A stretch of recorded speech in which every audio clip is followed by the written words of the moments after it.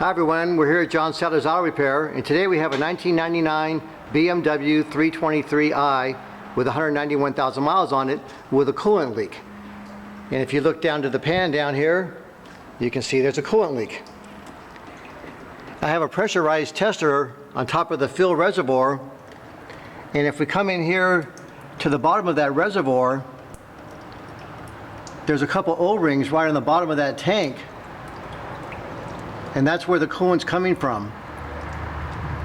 So something this old, we're going to replace the tank and the O-rings to go along with it.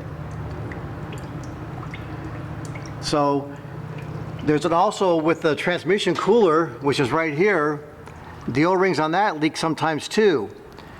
There's a little wet spot on one of the O-rings, and I think that that's just coming because there's so much coolant has been leaking down from this tank. Here's another view from the side of the tank.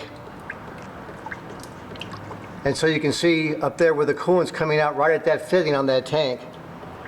And so that's why we're going to replace that tank and the O-ring that goes inside there. There's also a little coolant level sensor right next to it there with a little gray connector. So thank you very much and have a nice day. That's how to diagnose a coolant leak on a BMW in the driver's front area.